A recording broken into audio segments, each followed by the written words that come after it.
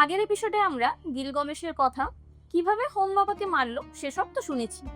আজকে কথা হবে তার পরের ঘটনা নিয়ে। Welcome to epic Ananya.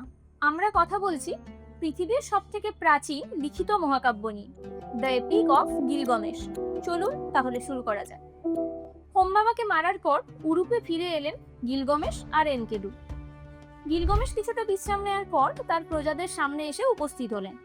ঠিক সেই সময় গিলগমেশের উপর নজর পড়ল স্বর্গের প্রেম এবং কামের দেবী ইস্তেহারের। ইস্তেহার গিলগমেশকে বিয়ের প্রস্তাব দেন এবং তাকে প্রলোভন দেখিয়ে বলেন যে গিলগমেশ যদি ইস্তেহারকে বিয়ে করে তাহলে সে বিশ্বের সম্রাট হয়ে যাবে।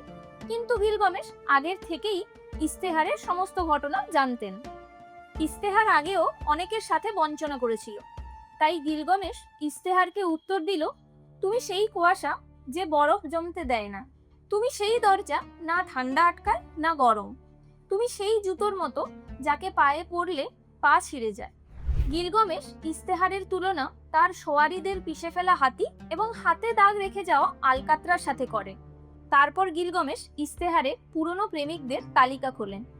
তিনি ইস্তেহারকে বললেন যে তুমি তুমাসের সাথে কি করেছো? তাকে সারা জীবন পাতালে কাঁদতে ছেড়ে দিয়ে এসেছো। তুমি সেই পশুপালকের সাথে কি করেছো যে তোমাকে প্রত্যেকদিন খাবার খাওয়াতো, তাও আবার তাজা?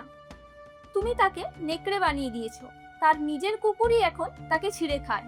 তুমি তোমার বাবার মালি ইসুল্লানকে ব্যাঙ বানিয়ে দিয়েছো, কারণ সে তোমার কথা শোনেনি।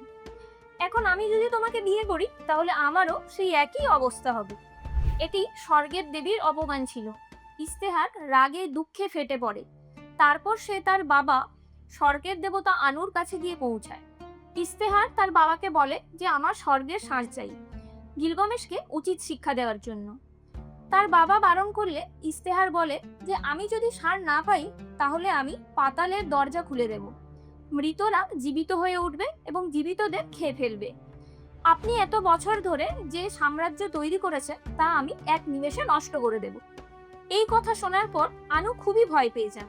তারপর তিনি ইস্তেহারকে স্বর্গের ষাঁড় দিয়ে দেন। এরপর স্বর্গের ষাঁড় উরুপের মাটিতে নামে।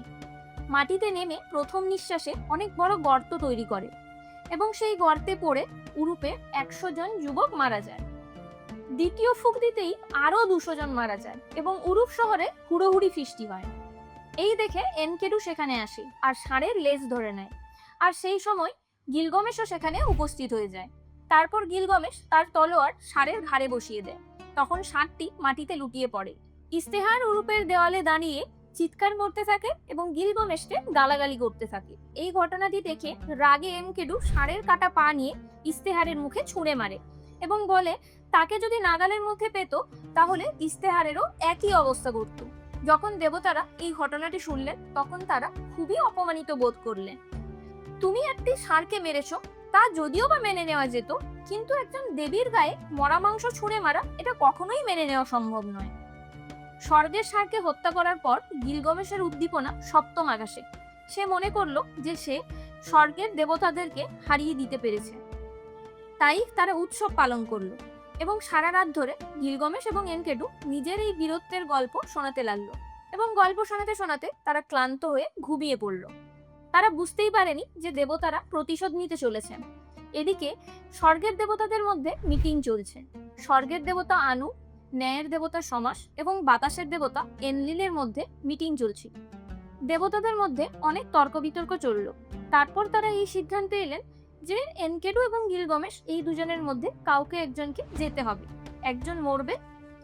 এরপর কি সিদ্ধান্ত হলো তা জানা যাবে পরের দিন। পরের দিন সকালে বিছানা থেকে উঠে গিলগমেশ দেখে যে এনকেডু বিছানা থেকে উঠতেই পারছে না, তার শরীরের শক্তি ধীরে ধীরে কমে যাচ্ছে। আসলে এনকেডু একটি বাজে স্বপ্ন দেখেছিল। এনকেডু স্বপ্নে দেখেছিল যে একটি কালো মূর্তি যার গরুর মতো বড় বড় নখ, যে এনকেডুকে টেনে নরকের দিকে নিয়ে যাচ্ছে। এই ধরনের স্বপ্নের ইঙ্গিত কি? মেসোপটেমিয়া সভ্যতার এমন একটি জায়গা যাকে ইরকাল্লা বলা হয়। এই জায়গায় যে একবার যায় সে কখনোই আর ফিরে আসে না। তাই এনকেডু গিলগমেশকে তার এই স্বপ্নের কথা বলে এবং বলে যে সে নরক দেখেছে। নরকের রাজা এবং ভিখারি এক সময়। মানুষ ধুলো খায়, মাটি পান করে, এমনকি পাখির মতো বড় বড় পালক দিয়ে অন্ধকারে বসে থাকে। আর বড় বড় রাজাদের মুকুট দূরে কোনো ধুলোতে পড়ে থাকে। মৃত্যুর এমন এক বর্ণনা যা গিলগামেশকেও ভয় পাইয়ে দিয়েছিল। আর এদিকে 12 দিন ধরে এনকেডু যন্ত্রণায় ছটফট করতে থাকে। ধীরে ধীরে তার শ্বাস ভারী হতে থাকে। এরপর একদিন সকালবেলায় এনকেডু মারা যায়। এই দেখে গিলগামেশ গভীর শোকে ভেঙে পড়ে। সে ডুকরে কেঁদে ওঠে। সে তার রাজকীয় পোশাক ছেড়ে ফেলে, সিংহের চামড়া পরে নেয়। সে উরুপের সমস্ত কারিগরদেরকে নির্দেশ দেয় যে এনকেডুর একটি সোনার মূর্তি তৈরি করতে। সে যেন এই বাস্তব ঘটনাটি মেনে নিতেই পারছিল না। সে সারা দিন ধরে এনকেডুর লাশের পাশে বসে থাকতো। তার মনে হলো যে তার বন্ধু গভীর ঘুমে শুয়ে আছে, হয়তো একদিন জেগে উঠবে। সে এনকেডুকে ততদিন অবধি কবর দিতে দেয়নি যতদিন পর্যন্ত এনকেডুর নাক থেকে একটি পোকা বেরিয়ে আসে। সেই দেখে গিলগামেশ বুঝতে পারে যে এনকেডুর শরীর নশ্বর, এনকেডু মারা গেছে। সময় কাটতে এনকেডুর চলে যাওয়ার দুঃখ আর ততটা রইল না, যতটা না গিলগামেশের নিজের মৃত্যুর ভয় তাকে তাড়া করলো। সে ভাবলো, একদিন আমারও কি এই একই অবস্থা হবে? আমার শরীরও কি ধুলোয় মিশে যাবে? আমার নাক থেকেও কি পোকা বেরোবে? উরুপের যে রাজা একসময় দেবতাদেরকে চ্যালেঞ্জ করেছিল, আজকে সেই রাজা সাধারণ ভীতু মানুষে পরিণত হয়েছে। সে রাজত্ব ত্যাগ করে এবং শহর ছেড়ে বেরিয়ে পড়ে। তার গন্তব্য ছিল অমরত্বের খোঁজ। গিলগামেশ মৃত্যুকে জয় করতে চেয়েছিল, আর সে জানতে পেরেছিল দুনিয়ার এমন একজন মানুষ আছে যাকে দেবতারা অমরত্ব দান করেছিলেন। গিলগামেশ সিদ্ধান্ত নেয় সে সেই মানুষটিকে খুঁজে বের করবে এবং তার থেকে অমরত্বের রহস্য জানবে। সেই লোকটির নাম ছিল উতন পিস্তিম। গিলগামেশ কি সেই উতন পিস্তিমের খোঁজ পেল? এই গল্পই বলবো পরের এপিসোডে। তাহলে পৃথিবীর সব থেকে প্রাচীন মহাকাব্যের গল্প আপনাদের শুনতে কেমন লাগছে কমেন্টে অবশ্যই জানাবেন। আর ভালো লাগলে আমার চ্যানেলটিকে সাবস্ক্রাইব করে দেবেন আর বন্ধুদের সাথে অবশ্যই শেয়ার করবেন। আপনারা তো দেখতেই পাচ্ছেন যে আগের এপিসোড থেকে আমরা ছোটখাটো একটা স্টুডিও সেটআপের মধ্যে ভিডিও শুট করছি এবং তা পোস্ট করছি। এই স্টুডিওতে যে সমস্ত হোম ডেকোরেশনের জিনিসগুলো লেগেছে তা সবই ফ্লিপকার্ট থেকে পারচেস করা। আমি আমার বায়োতে তার লিঙ্কগুলো দিয়ে রাখবো। আপনাদের যদি ভালো লাগে তাহলে আপনারা গিয়ে অবশ্যই চেক আউট করতে পারেন।